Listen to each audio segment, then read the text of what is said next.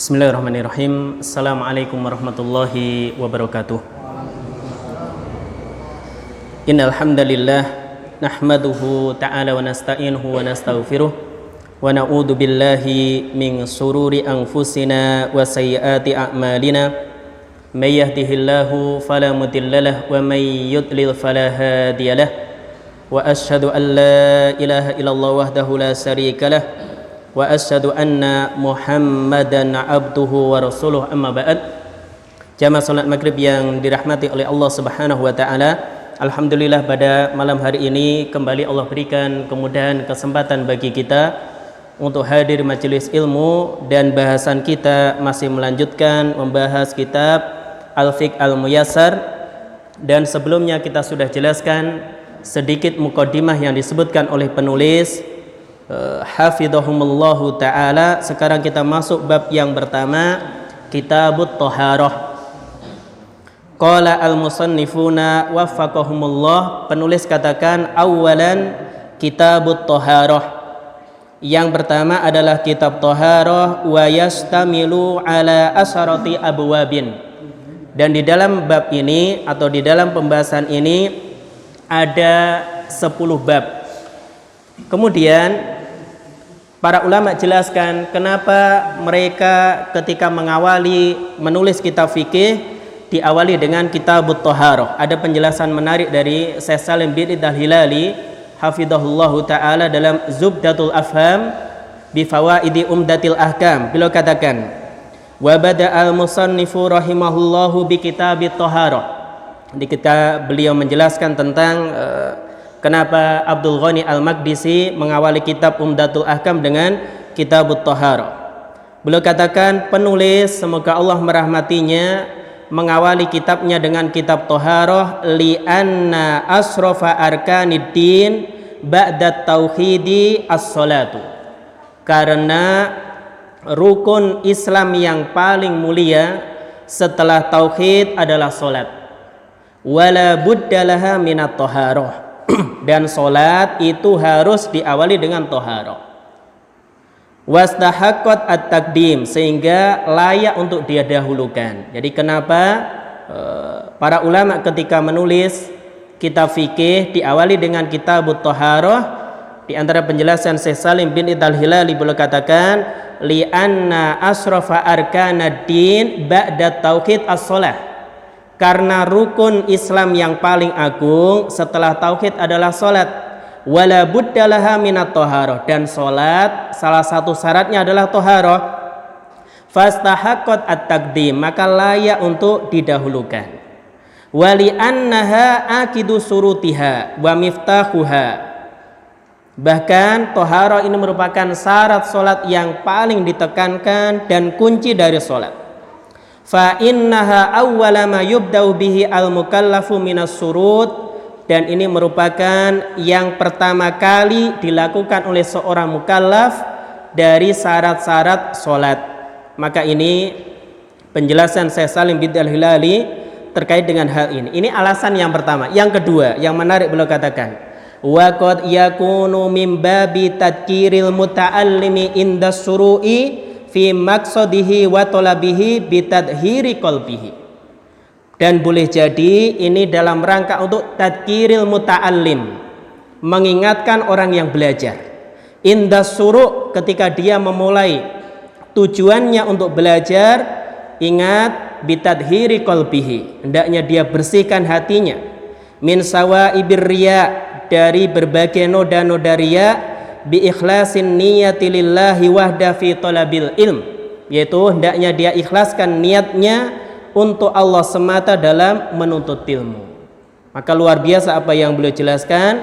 Maka ini terdapat isyarat kenapa para ulama mengawali kitab fikih dengan Kitabut Thaharah, tadkir al-muta'allim, sebagai peringatan bagi orang-orang yang belajar. Ketika dia mengawali belajarnya, maka hendaknya dia tadhiri qalbihi, dia bersihkan hatinya. Kenapa? Karena hati ini wadah ilmu. Maka kalau kita baca di antara keterangan yang bagus dari Syekh Shalih Al-Utsaimin hafidhahullahu taala, beliau punya kitab Ta'dhimul Ilm, pengagungan terhadap ilmu. Beliau sebutkan kiat-kiat supaya bisa mengagungkan ilmu. Dan di antaranya yang pertama yaitu tadhiru wi'aihi. Seorang kalau ingin mendapatkan ilmu, dia bersihkan wadahnya. Wadah ilmu itu apa? Hati.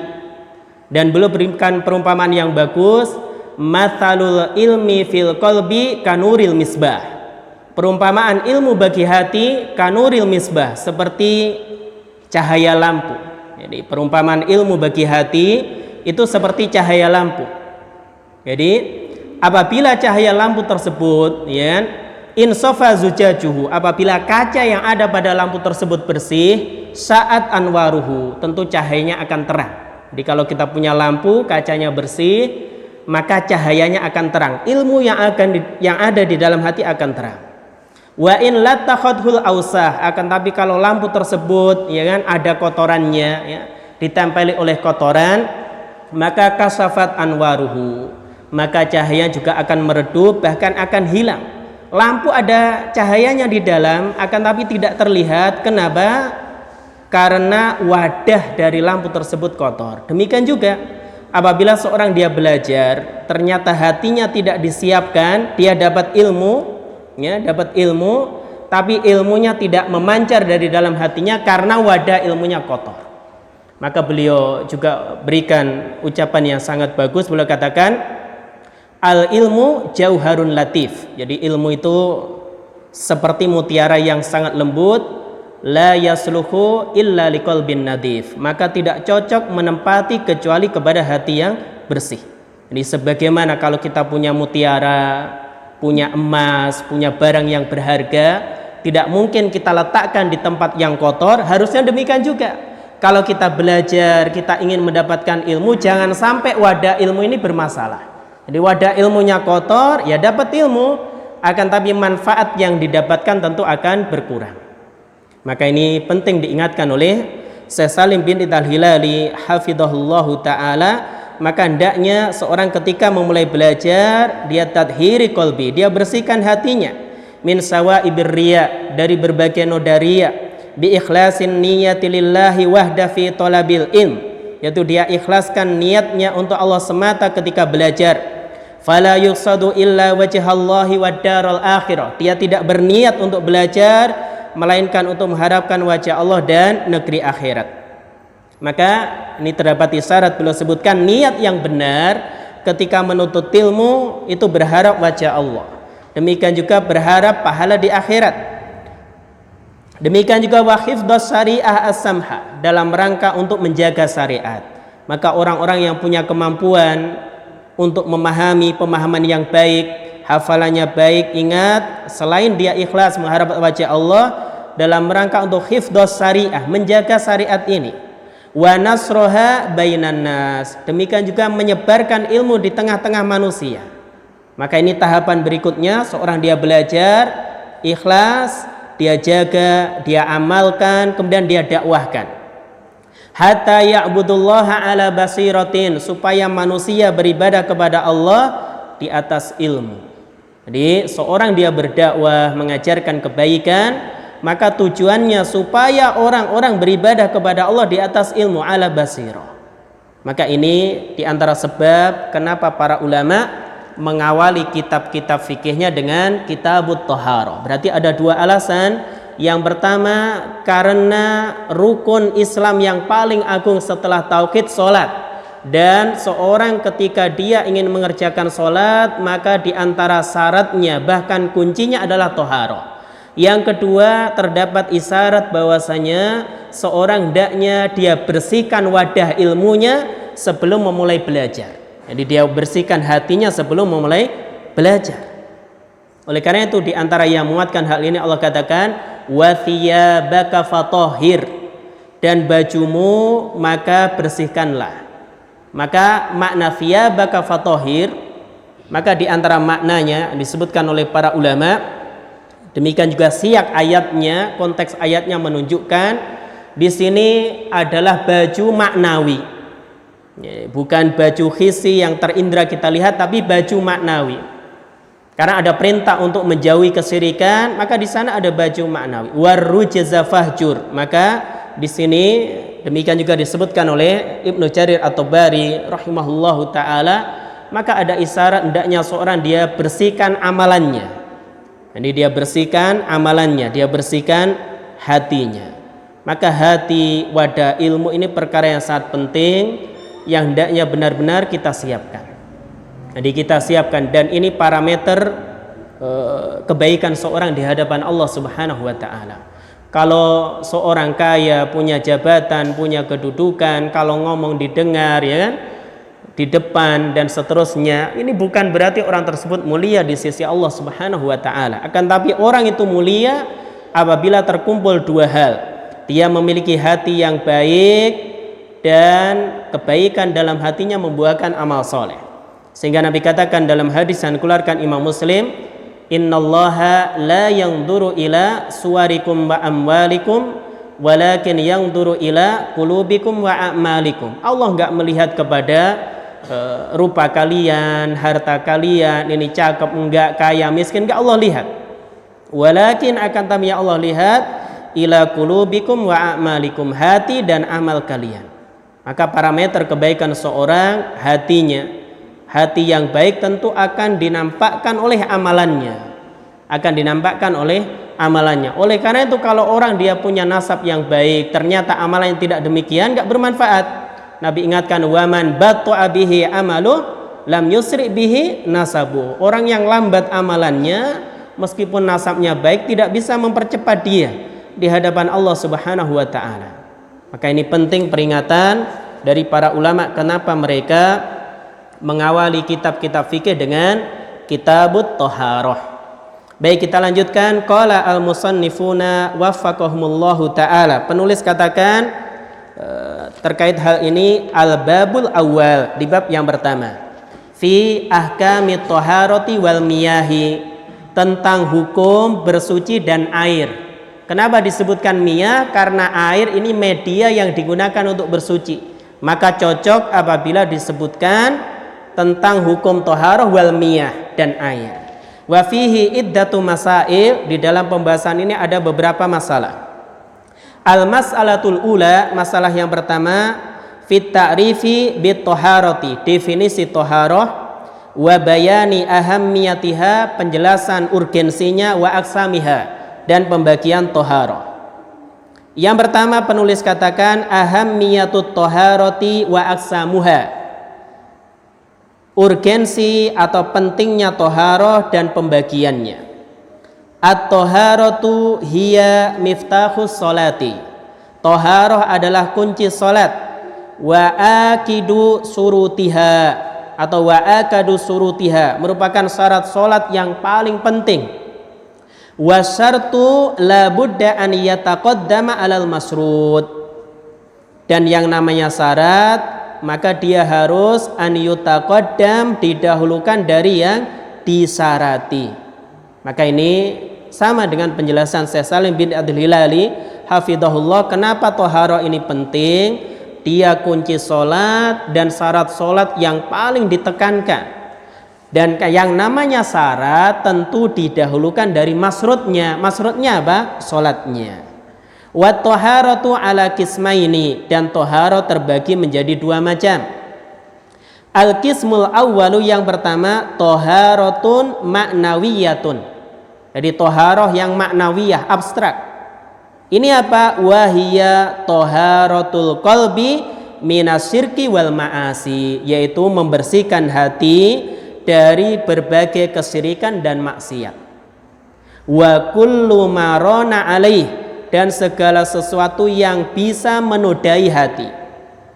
Wahia ahammu min toharotil badani, dan ini catatan dari penulis berkatakan, dan toharo ini aham, ini merupakan perkara yang paling penting atau lebih penting dibandingkan toharotil badan, dibandingkan sekedar berwudu, mandi, tayamum. Maka seorang dia bersihkan hatinya dari berbagai kesyirikan, dari berbagai maksiat, ini aham.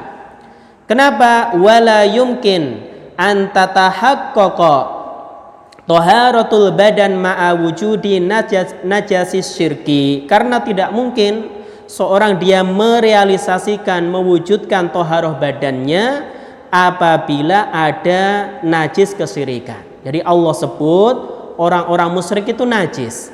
artinya najis maknawi. Sehingga Allah sebutkan di surah At-Taubah ayat 28, innamal musyrikuna najasun. Sesungguhnya orang-orang musyrik itu najis, kotor. Maka kotor di sini, najis di sini, pendapat jumhur ulama maknanya abstrak. Bukan berarti kalau kita salaman sama non muslim, orang musyrik najis, tidak, akan tapi najisnya najis maknawi. Dan ini lebih penting seorang dia membersihkan hatinya dari noda-noda kesyirikan, dari noda-noda maksiat. Oleh karena itu hendaknya seorang dia lebih bersemangat mempelajari akidah ya ketimbang sekedar mempelajari fikih. Ya fikih penting, akan tapi alhamdulillah di masjid ini diajarkan kitab akidah, diajarkan akhlak, ya kan?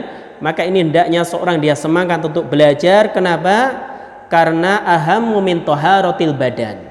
Jadi membersihkan hati dari noda kesyirikan, dari noda maksiat jauh lebih penting dibandingkan sekedar membersihkan badan.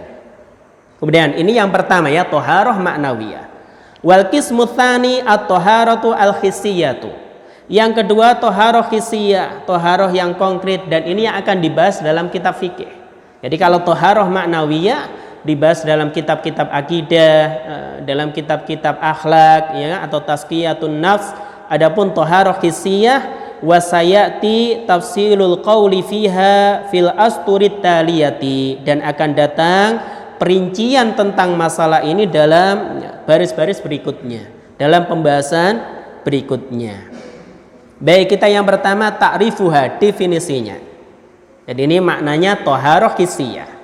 Wa hiya fil lughati, thaharah secara bahasa maknanya an-nadhafatu wan nazahatu minal aqdari, yaitu kebersihan. Nadhafah maknanya kebersihan, nazahah juga kebersihan.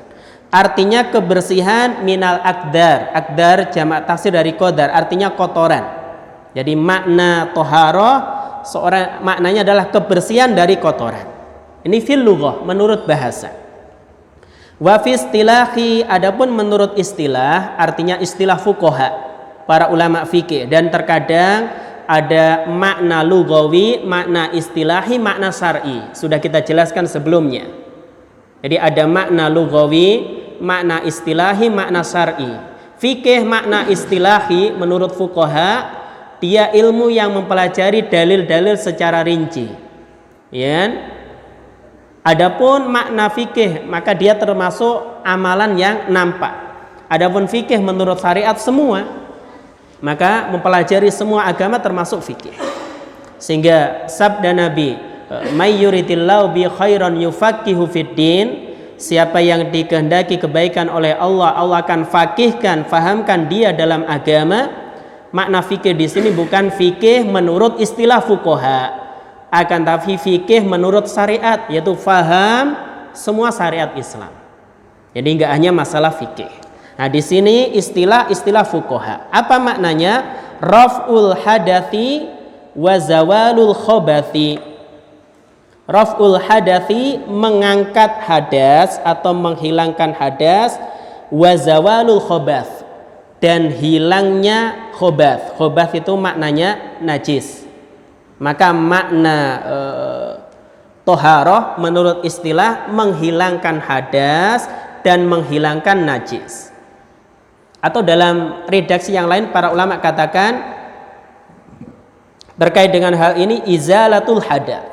Jadi kalau redaksi yang digunakan para ulama ini punya tujuan. Jadi kalau hadas itu menghilangkan, berarti ada unsur niat, kesengajaan di sana. Adapun zawal itu maknanya bukan menghilangkan tapi hilangnya najis. Maka untuk najis maka tidak disyaratkan niat. Jadi untuk najis tidak disyaratkan niat. Kemudian lihat di footnote, al hadath huwa wasfun qaimun bil badan. Hadas itu adalah sesuatu abstrak yang dia melekat pada badan. Yamna'u minas sholati wa nahwiha, yang apabila seorang dia berhadas akan menghalanginya untuk mengerjakan sholat atau aktivitas lain.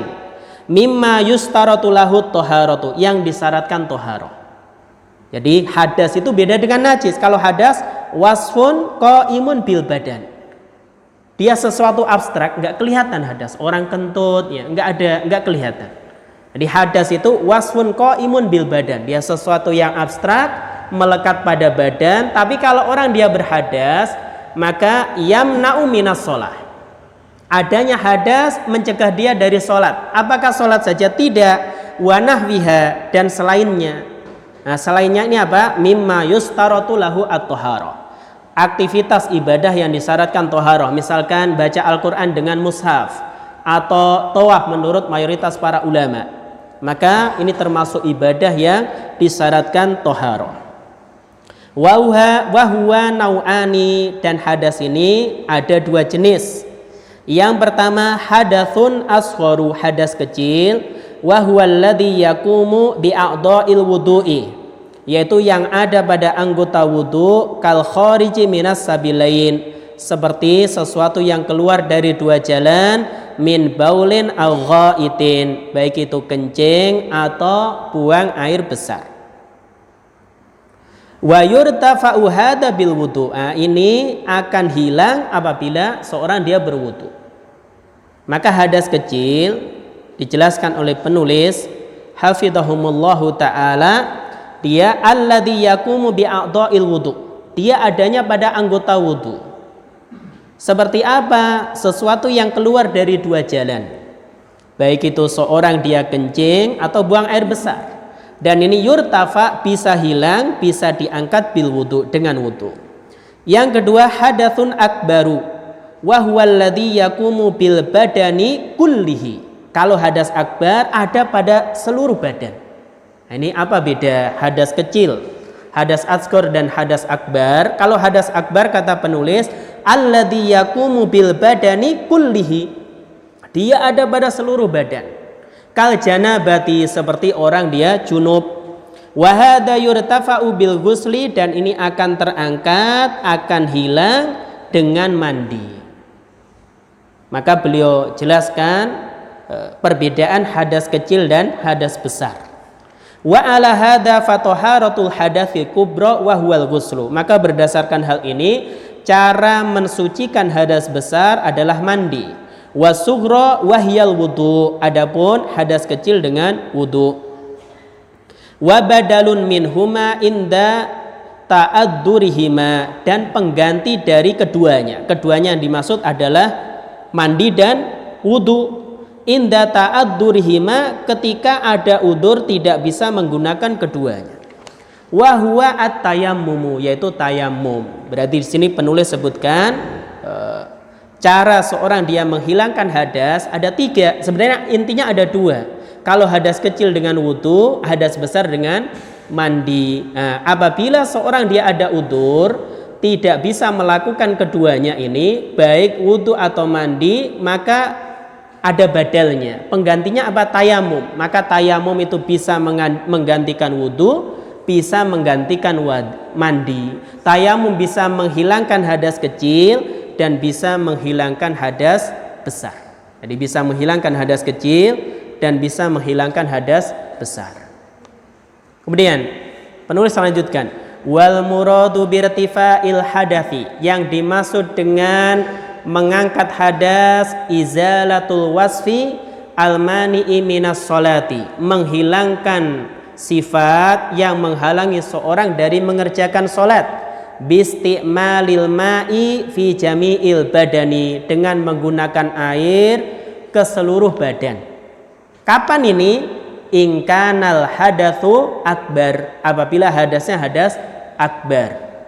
Jadi yang dimaksud menghilangkan hadas yaitu seorang dia dalam hal ini menghilangkan sifat yang ada pada badan seseorang, namanya sifat abstrak, nggak bisa dilihat. Yang sifat tersebut almani'u minas sholah, mencegah seorang untuk sholat dengan apa? Asalnya bisti'malil ma', menggunakan air.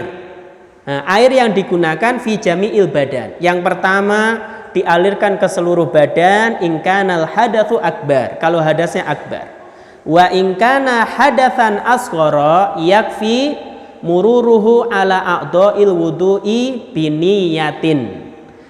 Namun apabila hadasnya hadas asghar, maka cukup melewatkan air tadi ke anggota wudu biniyatin, dengan niat. Maka ini ada syarat yang beliau sebutkan bahwasanya menghilangkan hadas itu ada niat. Beda dengan hilangnya najis. Jadi beda dengan najis. Kalau hadas seorang dia berwudu ada niat. Adapun najis tidak.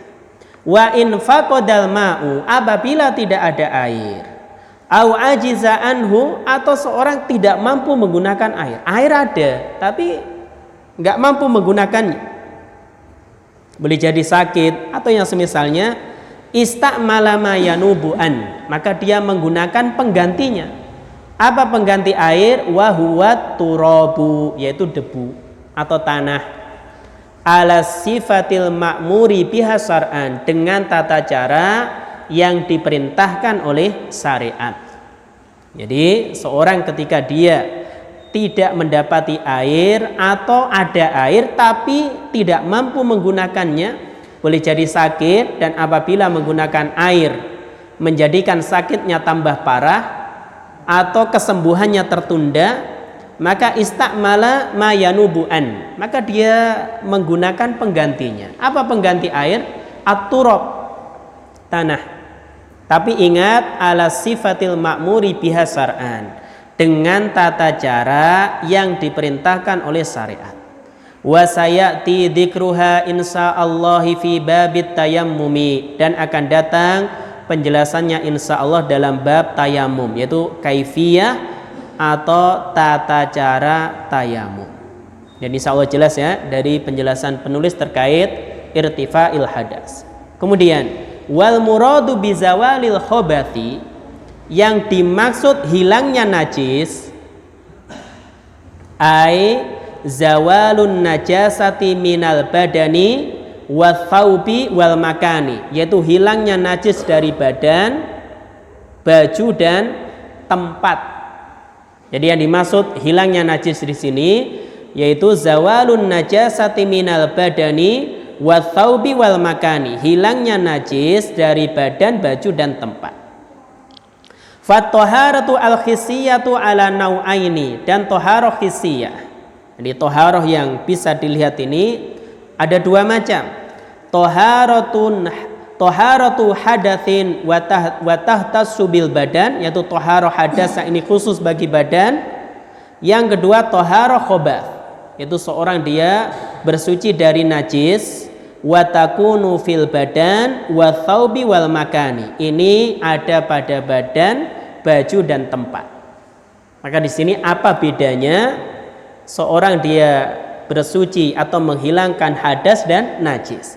Dilihat, kalau hadas itu tahtassu bil badan, khusus ada pada badan, sehingga tadi dikatakan dia definisinya wasfun qaimun bil badan, dia sesuatu abstrak yang menempel pada badan, ini hadas. Adapun najis boleh jadi dia pada badan, pada baju dan pada tempat. Ini bedanya. Kemudian wal haditsu ala nau'aini, dan hadis terbagi menjadi dua. Hadatsun, jadi wal hadath, bukan hadis. Wal hadath ala nau'aini, hadas terbagi menjadi dua. Hadatsun asgharu, hadas asghar, wa huwa ma yajibu bihil wudu'u, yaitu wajib berwudu. Wa hadatsun akbar, wa huwa ma yajibu bihil ghuslu. Yang kedua hadas akbar, yang ini mewajibkan seorang dia untuk mandi. Jadi hadas akbar mewajibkan seorang dia untuk mandi. Baik, ada faedah terkait dengan masalah najis tadi. Kenapa para ulama dia menyebutkan dengan redaksi zawalul khobath?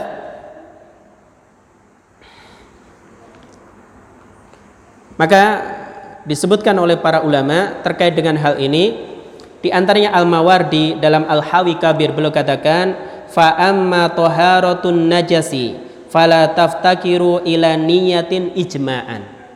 Adapun membersihkan najis tidak membutuhkan niat ijma'an, dengan kesepakatan para ulama. Beda dengan taharatul hadath. Kalau seorang berwudu, mandi, maka ada niat. Tapi untuk najis dinukil oleh Al-Mawardi, para ulama sepakat tidak membutuhkan niat. Demikian juga Al-Imam Al-Baghawi dalam Syarhus Sunnah beliau katakan, wattafaqu ala anna izalatan najasati la taftakiru ila niyyah. Para ulama sepakat membersihkan najis tidak memerlukan niat. Jadi membersihkan najis tidak memerlukan niat. Misal seorang dia misalkan ada sesuatu najis, naik motor ada najis di bajunya, kemudian hujan deras, ya, dia nggak ada niatan untuk menghilangkan najis tersebut, ternyata hilang, boleh baginya sholat meskipun dia tidak ada niat untuk menghilangkan najis tadi. Beda dengan seorang dia kentut, nah, maka dia ketika dia berwudu harus ada niat. Ini bedanya antara menghilangkan hadas dan menghilangkan najis. Demikian juga dinukil oleh Ibnu Abdul Bar dalam At-Tamhid.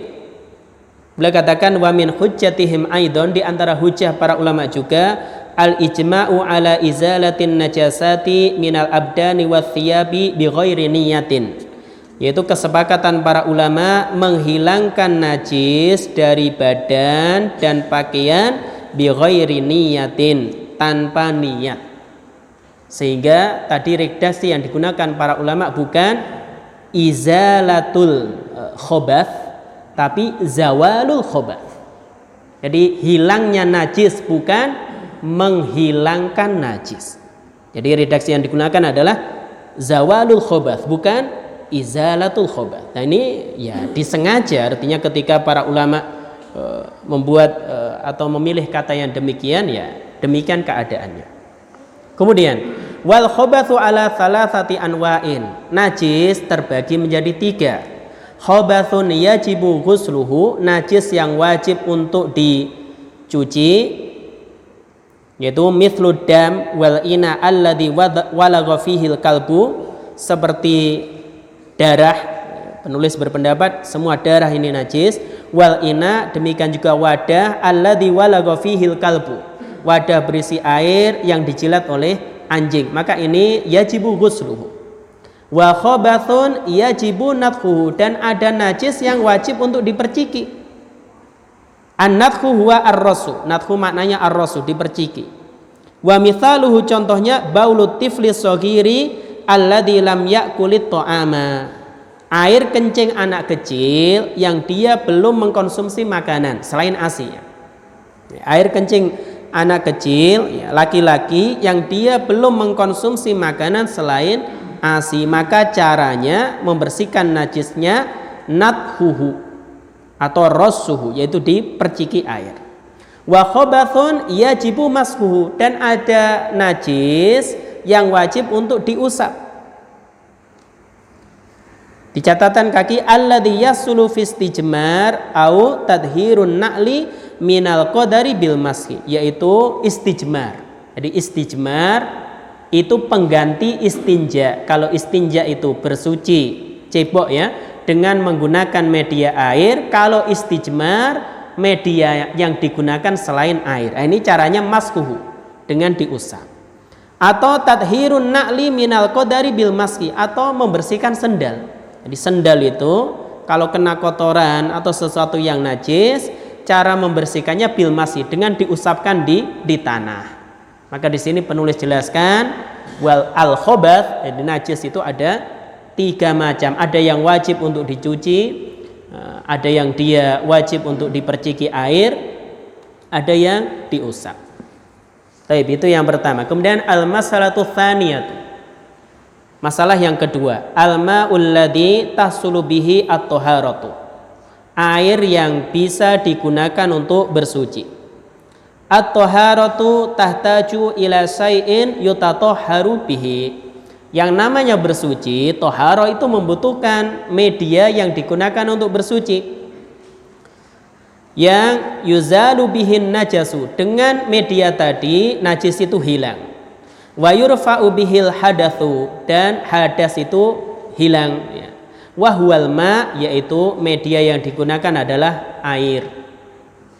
Wal ma'ul ladzi tahsulu bihi taharatu huwa al ma'ut tahuru, dan air yang terwujud dengannya atau yang bisa digunakan untuk bersuci syaratnya al-ma'ut tohur, air yang suci atau istilahnya tohur. Apa itu tohur? Wa huwa tohiru fi dzatihi al-mutatohiru li ghairihi.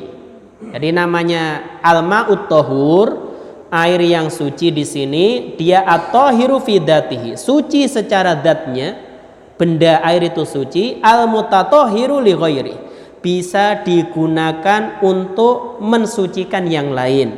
Nah, ini disebut al-ma'ut tohur. Wa huwal baqi ala asli khilqatihi, dan ini masih ada pada asal penciptaannya. Jadi air ini, yang air tohur ini masih asli atau berada dalam asal penciptaannya. Ai ala sifatihil lati khuliqa 'alaiha, sifatnya masih sesuai dengan penciptaannya. Sawaun kana nazilan minas sama, sama saja apakah air tersebut turun dari langit. Ini as-sama di sini maknanya awan, mendung. Kal matori, seperti hujan. Demikian juga wa thaubith thulut wal barad, es yang mencair atau embun. Au jariyan fil ard, atau dia mengalir di tanah. Kalma'il anhari, seperti air sungai. Wal uyun, mata air. Wal abari wal bihari, sumur ataupun laut. Maka di sini penulis sebutkan bahwasanya air yang dia bisa digunakan untuk bersuci itu disebut al-ma'ut tohur. Dan syarat al-ma'ut tohur ada yang dimaksud al-ma'ut tohur itu punya dua syarat. Dia at-tohiru fi dzatihi, suci secara dzatnya. Yang kedua al-mutatohiru li ghairih, bisa mensucikan yang lain. Dan ini disyaratkan air, atau disebut istilah yang lain air mutlak. Ya, dia yang air yang masih sesuai dengan asal penciptaannya. Bisa jadi air tersebut nazilan minas sama, turun dari atas, air hujan, embun, ya, es yang mencair, atau ada di tanah, air sungai, mata air, sumur dan laut. Apa dalilnya? Liqaulihi ta'ala, berdasarkan firman Allah Ta'ala di surah Al-Anfal ayat 11. Allah katakan wa yunazzilu 'alaikum minas sama'i ma'an liyutahhirakum bihi, dan dialah Allah yang telah menurunkan kepada kalian minas sama, dari sama. Sama di sini maknanya sahab, dari mendung, dari awan, ma'an air, liyutahhirakum bihi, supaya dia mensucikan kalian bihi, dengan air tersebut. Maka ini dalil bahwasanya air yang turun dari langit, yang turun dari awan, itu bisa digunakan untuk bersuci. Waliqaulihi ta'ala, dalil yang lain firman Allah Ta'ala di surah Al-Furqan ayat 48, Allah katakan wa anzalna minas sama'i ma'an tahura, dan kami telah menurunkan dari mendung, dari awan, ma'an tahuran, air yang suci. Tahuran tadi dua, at-tahiru fi dzatihi, jadi dia suci secara dzatnya, al-mutatohiru li ghairih, dan bisa digunakan untuk mensucikan yang lain. Maka ini makna tahur. Waliqaulin Nabi sallallahu alaihi wasallam, dalil yang lain sabda Nabi, Allahumma silni min khotoyaya bil ma'i wal thalji wal barad, ya Allah bersihkanlah aku dari kesalahan-kesalahanku, bilma, dengan air, wathalji, es dan embun. Maka ini es, embun juga bisa digunakan untuk bersuci. Waliqaulihi sallallahu alaihi wasallam an ma'il bahri, dan sabda Nabi terkait air laut, huwa tahuru ma'uhu al-khillu maitatuhu, jadi air laut itu suci dan halal bangkainya. Maka ini dalil semua bangkai laut itu halal, semua hewan yang hidup di air itu halal. Sehingga sebagian ulama berdalil dengan hadis ini, buaya itu halal karena dia termasuk hewan yang hidup di air. Jadi semua hewan yang hidup di air itu halal. Adapun buaya termasuk siba, maka dikhususkan oleh hadis ini bagi ulama yang berpendapat bahwasanya buaya itu dia halal. Jadi hadis yang melarang atau semua kullu dinabin minas siba fa akluhu haram, semua hewan yang dia berkuku tajam dan menyerang, ya kan, binatang buas, maka haram dikonsumsi, dikhususkan oleh hadis ini. Nah, itu khusus hidup di darat. Adapun hewan yang hidup di air di sini bukan berarti hanya laut ya, akan tapi di sungai juga masuk di sini, maka dia halal dikonsumsi menurut sebagian ulama. Maka dalil-dalil ini yang disebutkan oleh penulis hafidhahumullahu ta'ala bahwasanya air yang turun dari langit suci. Demikian juga air es, air embun, air laut berarti masuk di sana, juga air sungai itu adalah suci, maka dia bisa digunakan untuk bersuci. Kemudian, ini catatan penting dari beliau. Wala tasulu taharatu bima'in ghairil ma'i. Akan tetapi toharat tersebut tidak terwujud dengan ma'i, cairan, ghairil ma' selain air. Misalkan apa? Kal khulli, cuka, wal bensin, seorang dia bersuci pakai bensin, uangnya banyak ya kan, beli bensin untuk wudhu ya, nggak boleh. Wal asir, jus itu ya airnya suci, boleh dikonsumsi, tapi dia nggak bisa digunakan untuk bersuci karena sudah hilang dari asal penciptaannya. Demikian juga lemon ya nggak boleh. Wa masabahu dzalika, dan semisalnya. Liqaulihi ta'ala, berdasarkan firman Allah Ta'ala, falam tajidu ma'an fatayammamu sha'idan thayyiban. Dari surah Al-Maidah ayat yang ke-6. Siapa di antara kalian yang tidak mendapati air, ma'an di sini nakir artinya maksudnya air mutlak, fatayammamu, maka hendaknya mereka tayamum. Tayamum dengan apa? Sha'idan thayyiban, debu yang suci. Maka Allah tidak perintahkan kalau nggak ada air pakai cairan, kalau nggak ada air pakai bensin, pakai jus, enggak. Tapi apa? Fatayammamu, hendaknya dia tayamum. Sehingga kata penulis, falau kanatit taharatu tahsulu bima'in ghairil ma'i lanak atau linakli adimil ma'i ilaih.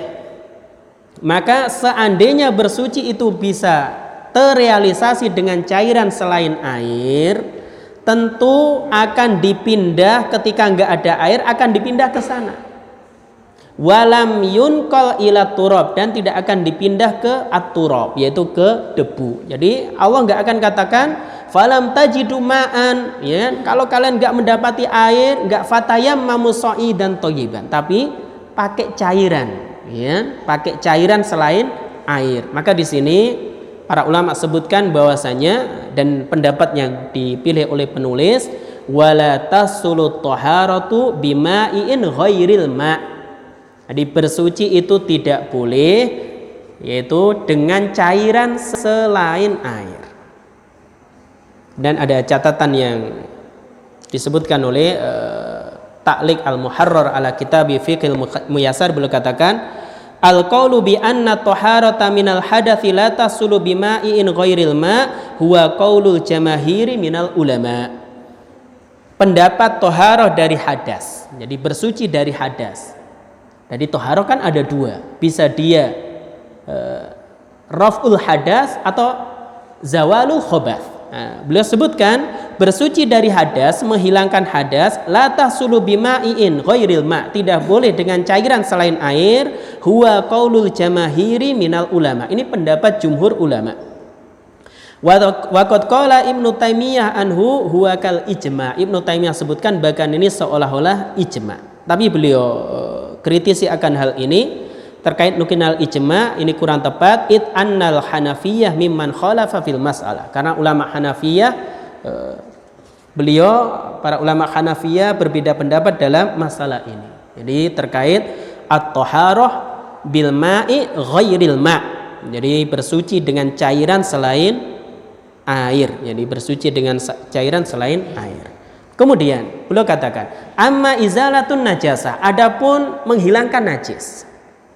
Faqad dhahaba Malik wa Syafi'i fil jadidi wa Zafarin minal Hanafiyah wa riwayatin an Ahmad bal hukiya annahu qaulul jumhur wa antasara lahu as-Sawkani wa ghairuh anna an-najasata la tazulu illa bil ma'i duna ghairih minal ma'iat al-mughayyirat. Jadi adapun menghilangkan najis, pendapat Imam Malik, Imam Syafi'i dalam qaulul jadid beliau, demikian juga sekelompok ulama Hanafiyah, salah satu riwayat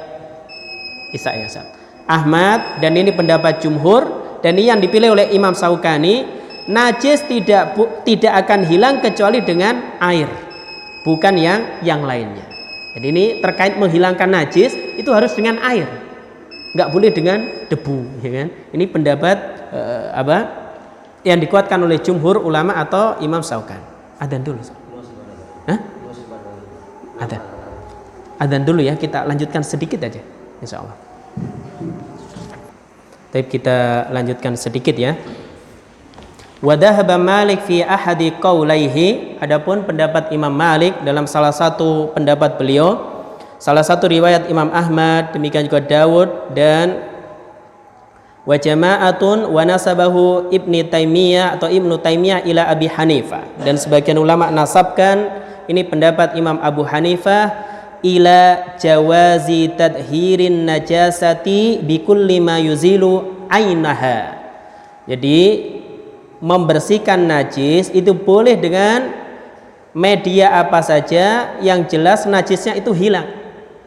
Wa allalu dzalika bi anna najasata laisat min babi fi'lil ma'mur. Alasan mereka najis ini bukan pembahasan fi'lul ma'mur, itu aktivitas yang diperintahkan. Bal hiya min babi ijtinabi al mahdur, akan tapi seorang dia menjauhi sesuatu yang dilarang.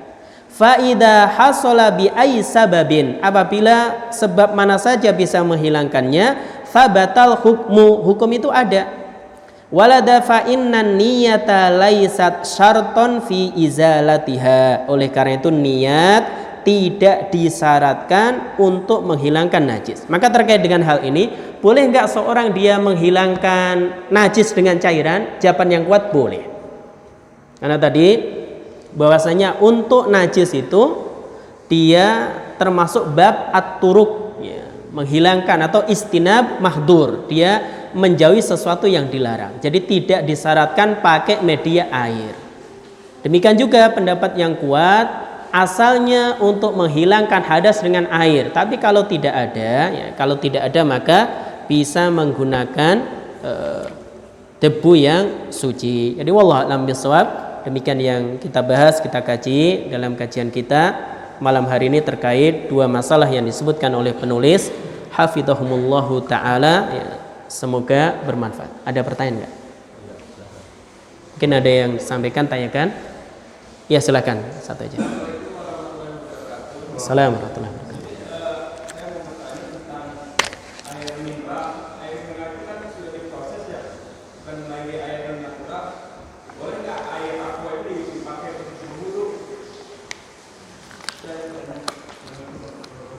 Baik, jawaban ringkasnya boleh, karena ini masih disebut air, ya.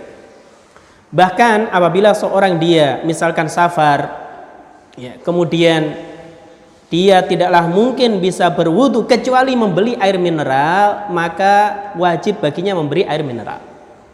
Maka boleh seorang dia berwudu dengan menggunakan air mineral, dan ini masih disebut air mutlak.